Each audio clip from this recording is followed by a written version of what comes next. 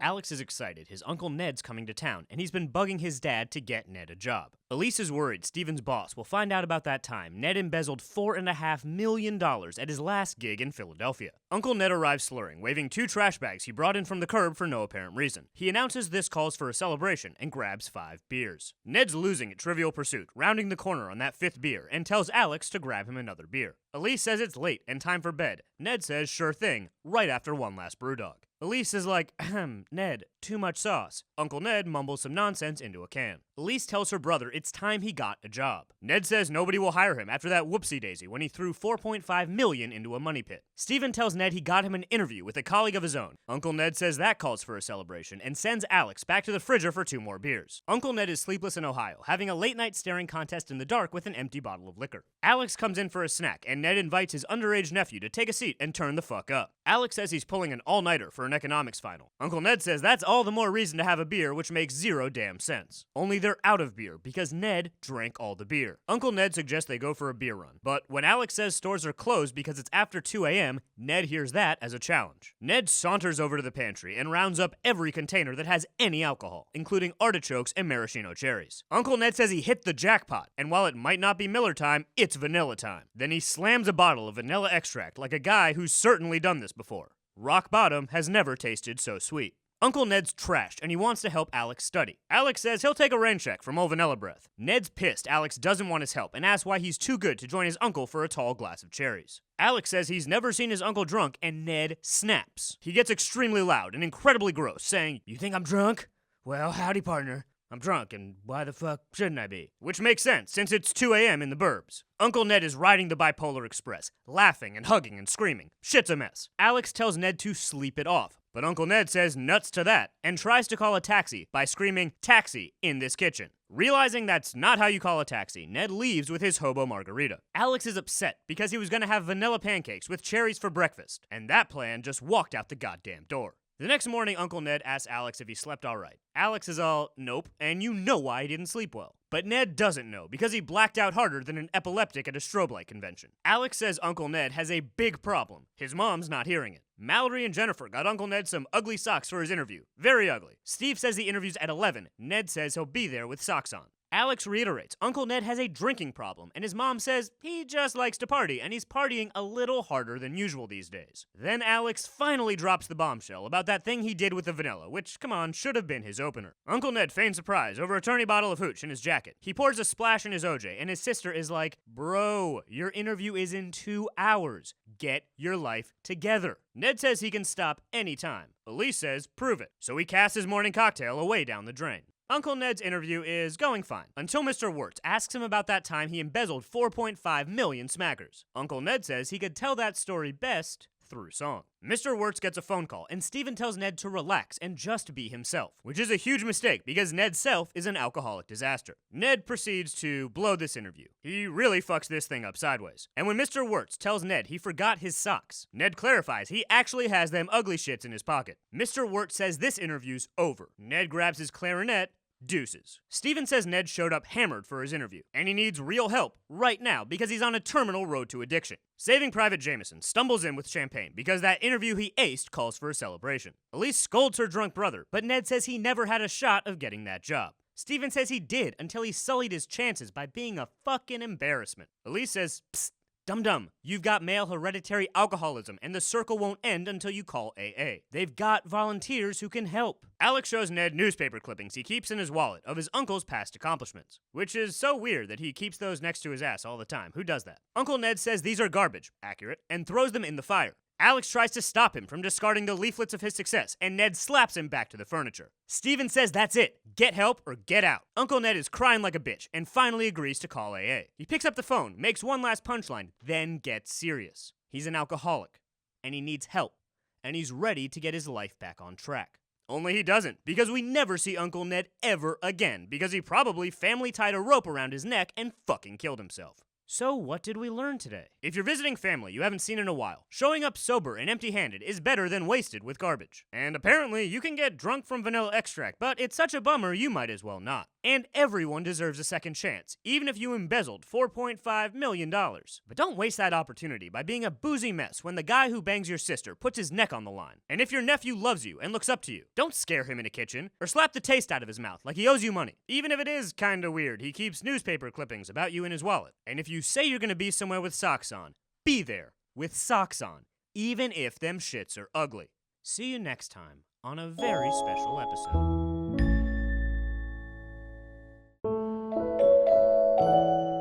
Robbie likes Caroline, but he's waiting for the right opportunity to ask her out. Spike suggests this dance, named after their impending extinction. Robbie's meandering towards a weak invite when Caroline tells him to zip it so she can flirt with Dolph. Caroline says she's horny for Dolph's bones, then tells Robbie she's glad she can trust him with that secret, because he's a real friend. Robbie hears that friend shit and wishes the meteor would hurry up and kill him. Robbie asks his sister what girls look for. She says muscles and a hot name. He wonders if they ever want a more moderately sized, sensitive dude with brains. Realizing Robbie's talking about himself, she makes fun of his insecure, scrawny ass all around the house. Fran says not all girls want jocks. Some want a guy with common interests who will treat them with respect. Earl says she's only talking about ugly chicks. Robbie says his life stinks. His dad and sister agree his shit sucks. Earl tells his son to cheer up because, like Robbie, he used to be a wimp. But before settling into irreversible obesity, Earl was yoked. Badow. And Robbie can get yoked too. Right after this montage, Earl trains Robbie in a deluxe montage, complete with a calendar and bicep growth progress thermometer. And after 2 weeks of lifting and sweating and generally getting it, Robbie's right where he started. He probably would have packed on more thermometer progress just by jerking off a lot. Robbie's frustrated with his gains. Spike says don't be, because guys like Dolph cheat. They use thornoids. Robbie's never heard of thornoids because they're made up, and Spike explains thornoids are spiny little creatures dudes like Dolph take to get swole. Because you can't say steroids Friday nights on ABC. Spike tells Robbie they're dangerous and warns him not to try these very tempting things that would immediately solve his present predicament. Robbie sees Dolph crack open a box of these nightmare critters.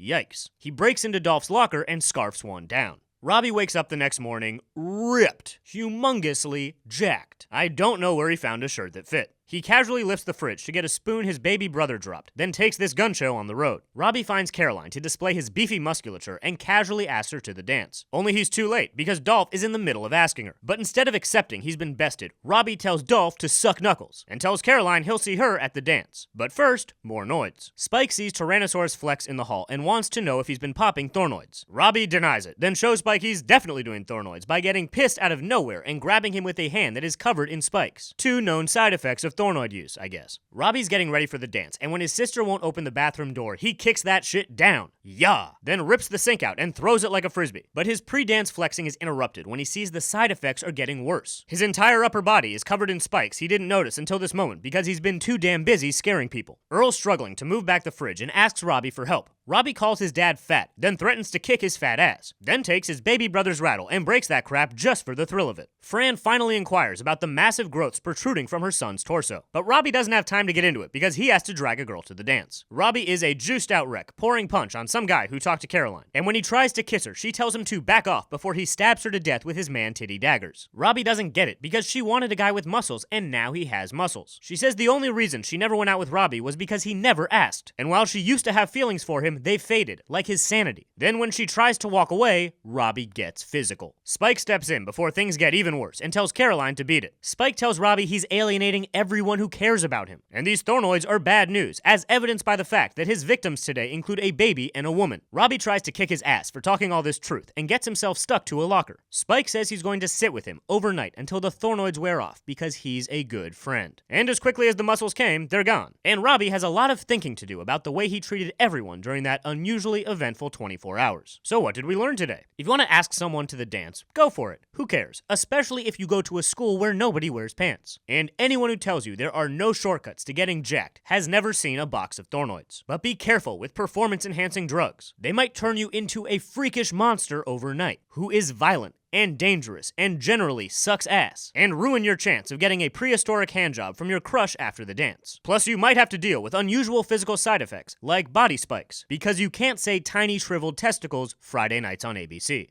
See you next time on a very special episode. I'm yelling, man. Ah! This is Funny or Die TV! You're watching Funny or Die TV. And now, ASMR with Kelly Whispers. Is everyone still relaxed? Getting those brain tingles? These gloves are very dirty. I wonder what they were used for originally. Foot surgery, gardening, murder.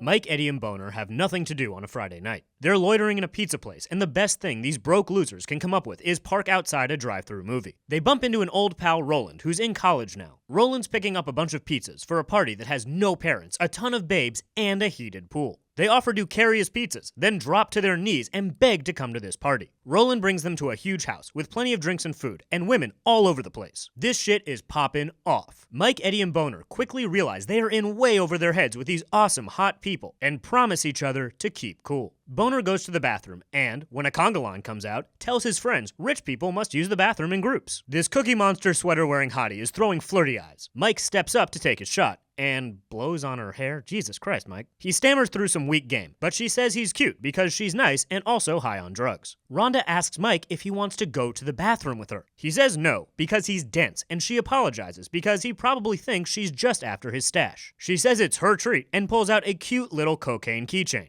Amazing. She asks if Mike is cool. Mike says yes, but it's clear as day that shit's a lie. Rhonda says it's their turn, and Mike covers by saying he can't go to the bathroom because he has to go to the bathroom. Smooth. Mike bumps into Lana and warns her. There's cocaine at this party. She says, yeah, I hope so, because it's Friday goddamn night in 1987. Officer Seaver alerts his friends. Psst. Fellas, there's snow on these here mountains, and points to the funnest bathroom in a 50-mile radius. He tells his friends they're not interested in coke, and they kinda agree, but say they are interested in girls like Lana. Mike says Lana does Rick James nose aerobics, and he thought she was cool. Eddie tells Mike to slow down, because lots of cool people also use cocaine. And when Mike says that stuff kills, Eddie very accurately says it will not hurt them to use it once with these college babes. Mike can't believe what he's hearing, because all it takes is one time doing blow with hot girls at a party to ruin your life forever. Boo! Also, a B story about watching movies at home. Who the fuck cares? Back to the Coke party. This Coke party rules. The coolest. But it's wasted on these losers who are posted in the corner, discussing whether or not they should do free drugs. Boner suggests it's fine if they do Coke as long as they're home by 10, which is a good plan on paper, but admittedly has a few holes in it. Christy goddamn Swanson comes down the stairs, laughing her coked out nipples off because her parents would be so upset if they found out about this party. Because it's their Coke. Marriage material. Mike's about to scold her for being an angel sent from heaven when Eddie steps in to introduce himself and Boner. The polite thing to do at parties, you dingus. Rhonda suggests they all do drugs together. Jackpot. And Lana runs over saying the hot tub is perfect. And it will be even more perfect after they all get yacked out of their skulls. The hot college girls with rhyming names are beckoning these dorks to come do their bathroom drugs. Dream scenario. But Mike has his arms folded like a narc. He says he's not in the mood. They ask what gives. Mike says he's never done coke. They say they'll be gentle because their hospitality knows no bounds. But Mike pouts, I don't want to do coke. And the party stops. Nerd alert. They laugh in his face and say they're going to check on that hot tub. Mike's ready to bail, but when his friends want to stay because they're not morons, Mike throws a hissy fit and storms out of there. Destiny awaits for Eddie and Boner. Mike comes home way past his curfew and tells his dad the whole pathetic story. He went to the best party ever, and he didn't do drugs, and everyone now knows he's a loser. His dad says the only person he has to please is himself, which is especially accurate because the only action Mike's going to be getting in the foreseeable future is of the 5-knuckle variety. Mike's dad says Eddie and Boner called to say they didn't go to the bathroom and they don't want to, because his best friends had the decency to lie to him about doing cocaine with hotties after he left. And the show ends with a very weird straight-to-camera, wall-breaking PSA from Kirk Cameron. And if you didn't want to do drugs before this mess, you certainly do after. So what did we learn today? If you beg someone to take you and your lame friends to a party, and it turns out to be the best party ever, be cool. And if a beautiful older woman and her friend offers you free drugs in a hot tub, do the free drugs in the hot tub. Don't stand around all, well, golly gee whiz, fellas, this stuff is bad news. Because there's a time and a place for this shit, and it's Friday night at a house party in 1987. And don't make your friends feel bad when they decide to do the right thing. And if you have the best time of your life after your sulky friend leaves, be courteous and call his dad in the middle of the night to tell a coked out lie so he feels better about being a dingus. See you next time on a very special episode. What I'm thinking is what Ed is doing is what John's doing. Excuse John me? doesn't What say the hell Ed. did you say to me? Who is your team leader? Simon's friend Stan is sleeping over, and he's crying like a weenie from a nightmare. Ma and Pa bust in, asking what nightmare could be so bad that it would create this river of weenie tears. Stan unconvincingly says he doesn't recall. Simon says they were telling spooky stories before bed, but everything's cool now. Stan thanks Simon for covering, and Simon says it wasn't a lie because the stuff he told him earlier was really spooky. Now hug this fluffy dog and be a man. Simon and Stan are playing slow-mo b-ball in jeans and corduroy pants like the true athletes they aren't. Stan says his sister's late picking him up, and he wishes he didn't have to go home. Simon says he can come back tonight, and don't worry about that spooky stuff from before, because they'll figure something out. Stan's moody sister Karen arrives, looking like she robbed a Vatos Big and Tall store. Matt compliments her on an absolutely hideous belt and asks what the B stands for. She says baby doll, because that's her nickname, and everyone wears a decorative belt with the first letter of their stupid nickname. Karen says Simon looked at her weird and wants to know if he snitched, because she specifically told him not to snitch. Stan lies his corduroy-covered ass off and swears he did not snitch. Papa Camden says something seems off about Stan's sister, and Stan didn't look so hot either, and his dad alarms are going buck wild. His wife tells him to chill his nosy ass. Matt interrupts his brother reading hang glider enthusiast literature to ask him about Karen. He wants to know if Simon peeped her belt. Simon says at first he thought it was so big it might be from a globally televised wrestling championship.